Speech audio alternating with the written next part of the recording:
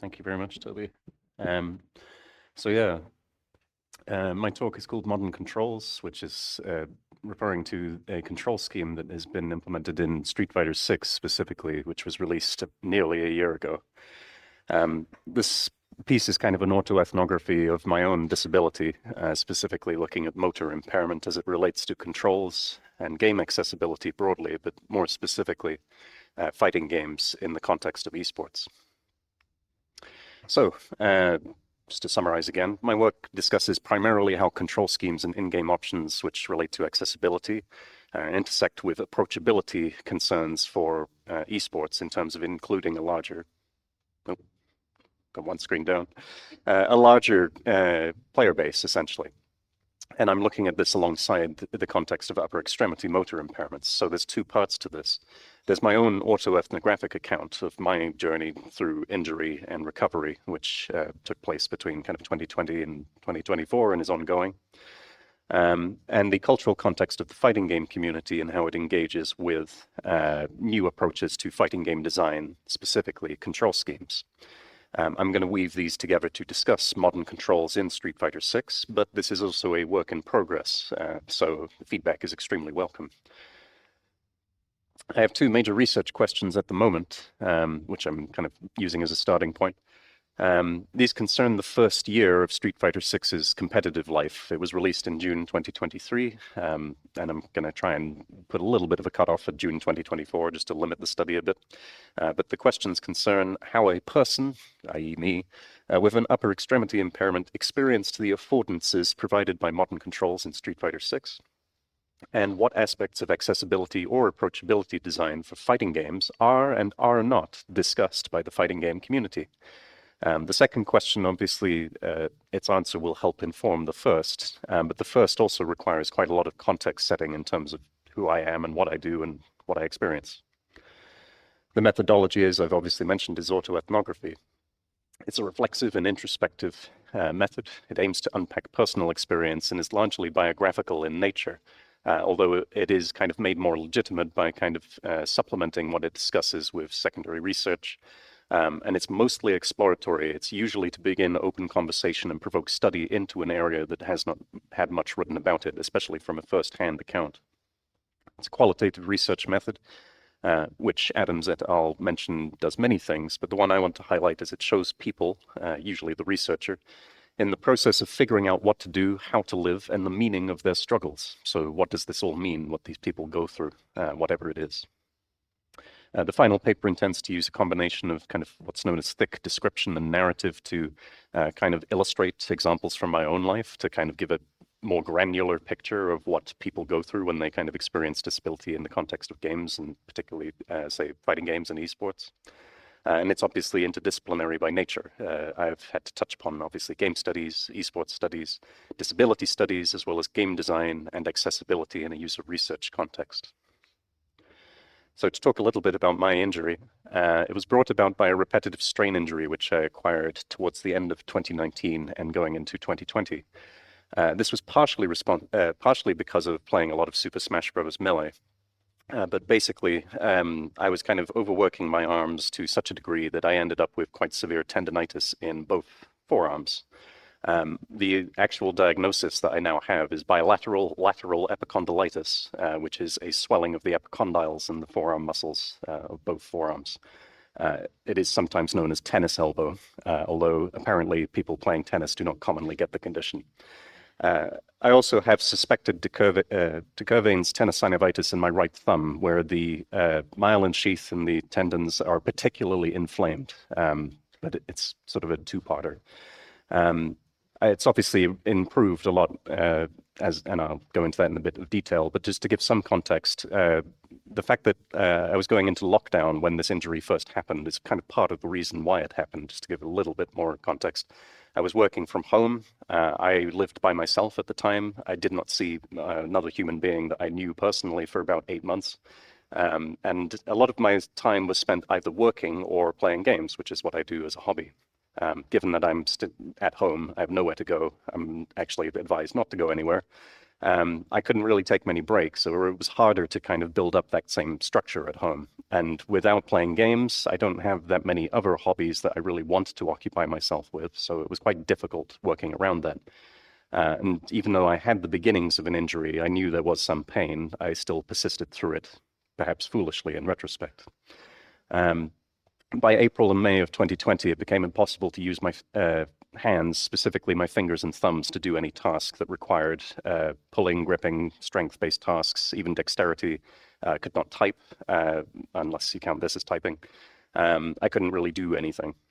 And I only saw improvement in August of 2022, so I had this condition for quite a long time, which was a huge pain, to put it mildly. So why study my own disability? Well, I've been interested in esports and accessibility in kind of separate spheres for a while because of my condition. I was interested before that, but obviously became more interested afterwards. And every person's impairment is actually quite particular, what I've noticed about kind of experiencing it and through looking at disability studies and other anecdotal cases of people with disability. So even if other people share upper extremity motor impairments, they are not always the same, even if it's the same condition. The way in which it's experienced is very different. And I didn't really want to kind of go to other people with disabilities, which was one of my initial ideas, because it felt like I was trying to kind of put my own experience onto theirs, or to try and do some sort of weird mapping exercise. And I kind of realized after a point that I should probably just talk about myself. Lobna Hassan did an autoethnography, which was recently published, regarding her experience of having low vision through the COVID-19 pandemic and how that affected her kind of social time with other people regarding playing games. Low vision obviously makes it very difficult to play quite a lot of different video games, and she talks about those challenges there, but it was kind of a window into what could be done in terms of research. Also, motor impairments, with which I suffer, are extremely common in games and esports, but there's very little written about musculoskeletal impairments in the literature. There is some on esports specifically, but it's not a lot, and very little of it actually gives any kind of first-hand or personal accounts of the disability. Who am I, you might wonder? Well, just to give you context for our subject of study, I'm a game studies researcher and academic. I'm 34 years old. I've grown up in a kind of middle-class background, and I'm from the UK. I'm a cis male. I'm a lifelong player of games. I've been playing games since I was quite young, probably around 6 or 7. I consider myself somewhat cursed to love action games and fighting games in particular, which are usually quite input-dense games that use reaction times and complex inputs to play the games, basically. Although I follow the fighting game scene closely, I should highlight that I am not a competitor and I am not a professional esports player at all. And I probably never will be, but I'm okay with it.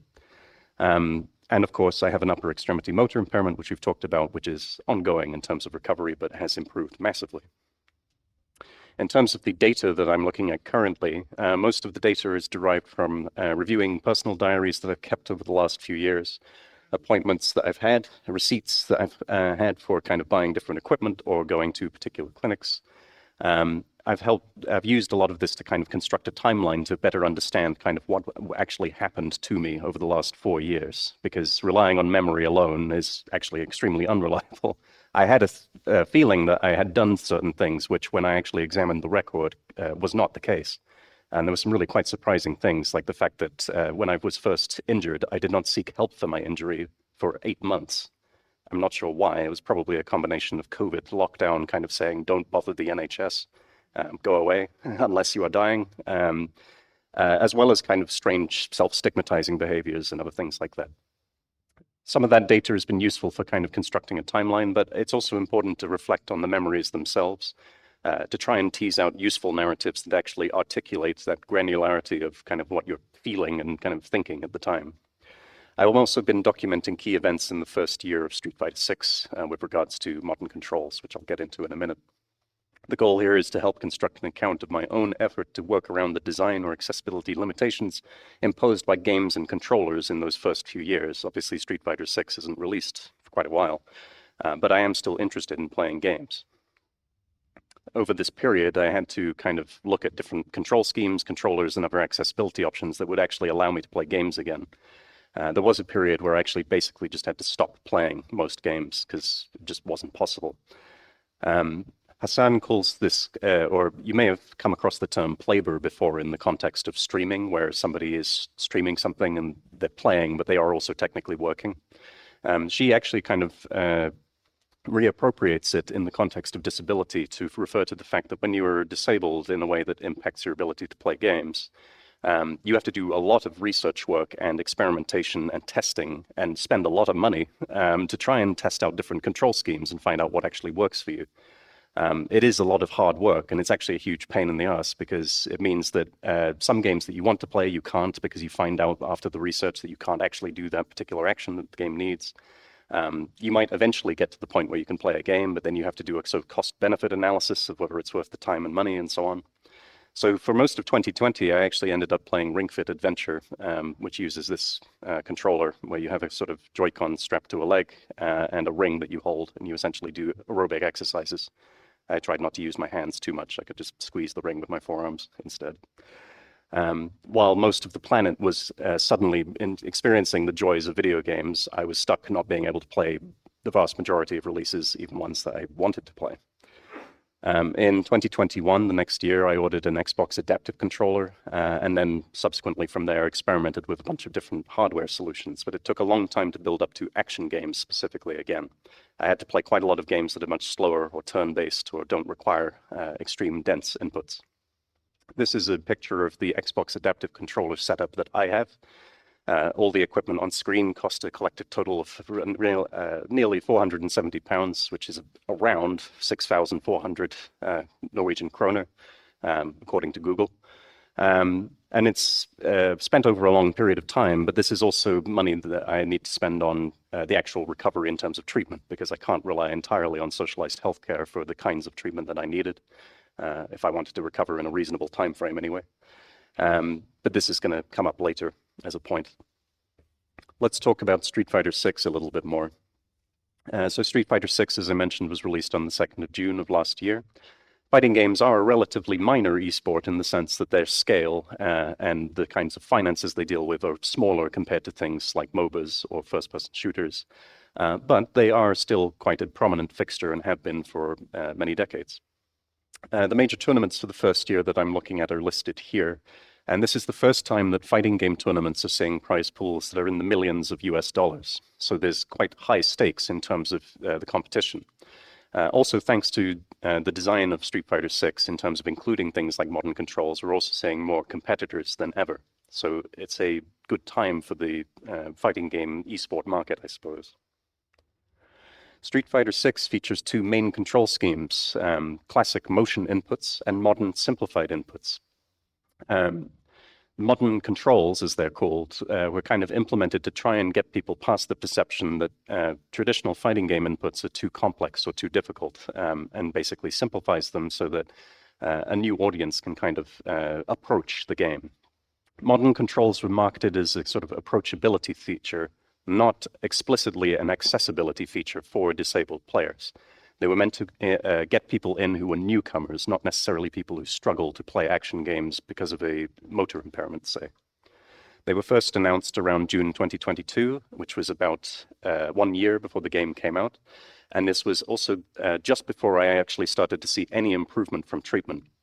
It was only when I first finally got an appointment with an NHS physiotherapist that I started doing a strength training program, which it turned out is what I needed, but didn't get from many of the healthcare consultants that I looked at, because for some reason this injury is very poorly understood within the private healthcare sector, at least in my country. The controller cost and hardware barrier, but must also be overcome again, though, because I cannot really use a traditional controller to play action games anymore. I had to get a bespoke controller, and many players used to play, or still do actually, with arcade sticks, where you have a kind of multi-directional stick and several buttons. I can't do that because of the wrist and forearm pain that I experience, so I had to get a controller that was built for me that would allow me to kind of rest my hands in a comfortable position and have a flat overlay with nothing but buttons. So this is the controller I use. It's a custom hitbox controller, and it cost about £345 or 4,600 Norwegian kroner. It is my baby, and I need it to live. Obviously, again, it's just the amount of money that you have to invest in order to kind of just get past various barriers is quite frustrating. I'm not sure if there's really a problem to solve exactly there, but it is just the nature of the thing. So just a quick note about modern controls. For those of you who are unfamiliar with fighting game inputs, traditionally, if you want to do a super move or a special move of some kind in a fighting game, you usually have to do some sort of motion input. So down, forward, and an attack button simultaneously with the forward to do something like a Hadoken or a Shoryuken. With modern controls, this is simplified to a single press of the special button or a directional input together with the special button. So reducing the input from 4 to 7 presses in rapid sequence to 2 simultaneous inputs for most moves. If any of you have ever played the Super Smash Bros. Series, it's quite similar in the sense that you are just doing a directional input and an attack together to do different types of attacks, rather than very specific keyed inputs of button presses.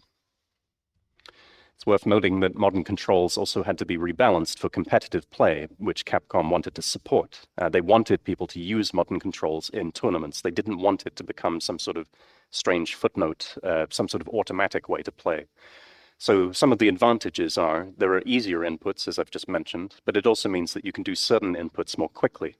One of the game balance principles behind fighting game inputs, they're not completely arbitrary, is that they take time to do. So you cannot just do a more powerful move really quickly. You have to invest at least a fraction of a second more to do the move. However, with modern controls, this then throws the balance a little bit the other way, because now it's possible to do a relatively powerful move in the same period of time as a regular move. So some of the disadvantages of modern controls built into the game balance is that you have a flat 20% damage reduction as part of the penalty of using them, so to speak. And you can't do certain attacks because your moveset is reduced by half. In classic controls, you have 6 attack buttons, which can be used in different combinations to do many different attacks. In modern, you only have 3. So many of the attacks that your character can do are not available to you because you are getting trade-offs in other ways. And I would say that it is actually fairly well balanced with regards to that. Modern controls are quite interesting to think about in terms of intention and stamina. Sasso, who did a GDC presentation a long time ago about approachability in fighting games, was looking at lots of different approaches to trying to get players to the meat of a fighting game, so to speak. So getting past that control barrier to get them to play intentionally, to express their intention without any kind of in-between messing that up. Many articles upon Street Fighter's release kind of celebrated modern controls as a success because it meant that players who don't play fighting games regularly could easily pick up the game quickly and behave intentionally in game rather than fighting with the controls, regardless of whether they have a disability or not. However, one part of the conversation that I didn't see people talking about was how modern controls radically reduces the amount of stamina you need to play the game. For a person who doesn't have a motor impairment, the stamina issue probably isn't really a big problem. But for someone like me, the reduction of the amount of inputs that you have to make in a given play session, almost by half, if not more, is hugely useful from an accessibility standpoint because it means I do not get tired as quickly. My arms generally will tire very quickly playing any kind of action game. These aren't my real hands, but you know, you can use them for imaginative purposes. The advantage of the controller I have, coupled with the control scheme that Street Fighter affords, means that I don't have to move my hands very much in order to kind of reposition or do too much in terms of kind of complex hand movements. I can do most of the things I need to with my fingers. My thumbs are kind of more of a sore point, so they get used a lot less. So the setup for me is quite ideal, but also somewhat accidental in the sense that modern controls weren't necessarily designed to help someone in this situation. If anyone's curious about my button bindings in Street Fighter 6, this is what they are. Basically, I just want to try and keep my hands on the most important actions at all time and not kind of have to worry about kind of repositioning hands or worrying about muscle memory and so on. Well, you know, within reason. So one thing that's worth highlighting at this point is the fighting game community is no stranger to disability. There are many prominent players who have played competitively, who suffer a number of disabilities or injuries. A common one is severe tendinitis, which Alex Myers, a famous Street Fighter player, developed in 2017. He uses a special ErgoBox controller, which has your hands placed around kind of a dome-shaped controller like this. Unfortunately, it's no longer in production because the one person who builds and manufactures them just doesn't do that anymore. Sven Vanderveek was quite famously on the mainstream at EVO last year for Street Fighter. He's completely blind and can play Street Fighter 6 much better than I can. He's a really interesting case because when he came on stream, I was wondering if the usual kind of strangely toxic discussion around accessibility in games might go a bad direction. But actually, people are very supportive of players with disabilities. There are not really many people in the esports or fighting game community even that are explicitly ableist. So no one really has a problem with disability or the visibility of disability or the support of disability. The issue here is not that people are anti-accessibility, but there is a perception of work ethic as it relates to game balance. So all of the players that I've just mentioned use classic controls. If a player ever uses modern controls, they are almost immediately mocked, at least by some proportion of the, say, Twitch chat or the community, by using a control scheme that is perceived to be made for babies, small infants who know nothing of real play, and so on. So the discourse around them is quite interesting. They're seen as easy or lazy or cheating, casual, cheap, a crutch to win, even though nobody has won a major tournament using modern controls, which, you know, whatever. The design intent of them, I believe, is to get people playing and eventually as a stepping stone to eventually learning classic controls or kind of relearning the game with classic controls, which is great. And it has been working quite well to do that. Anecdotally, there's been a lot of players in the community who say modern controls helped me actually achieve getting better at Street Fighter. However, for me, it was quite a different story. This was my way of kind of accessing the game full stop. It's input light. I don't have to move my hand position too often. It's much easier for me to express my intention. I can do fighting game inputs just for context. It's just that it's easier for me not to, if that makes sense. I don't have to make as many simultaneous button presses with the same hand if I don't need to, so I don't need to do a complex series of inputs with one hand necessarily. Also, I can only really play for, say, 30 minutes to an hour at a time, so I'm able to make gains in training much easier. I can do deliberate practice more efficiently, you might say. But you still get people on YouTube saying things like modern controls are so cheap, you cheat. If they play against them, they just behave toxically and hate them. I don't know why. So this stigma of them as unfair is quite interesting because, again, as I mentioned, if they are easier, they theoretically would give professional players an advantage, and therefore they are better than classic controls, but this hasn't actually worked out. There are some players who did actually try using modern controls to see if they do have a competitive advantage.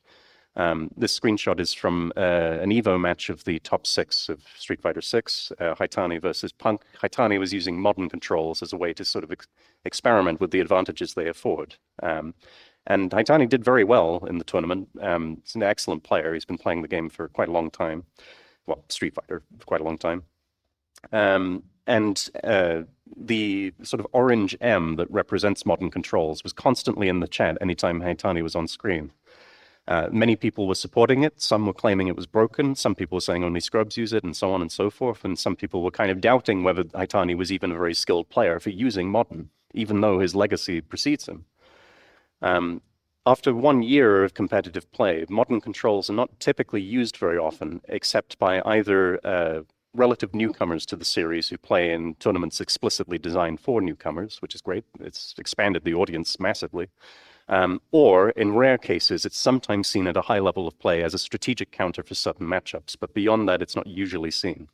However, at the time with EVO, EVO happened shortly after the game's release, and I watched it live because I wanted to see what would happen. I watch it live pretty much every year. When Haitani came up, I was really interested to kind of track which players were using modern and see if they could win. At this point in time, I was really hoping a modern player would win. And in retrospect, I'm kind of thinking, well, why do I care? You know, it's just a control scheme. But I think I saw something of myself or something in terms of like, I want modern to win so that people are aware about this, so that it does make an impact.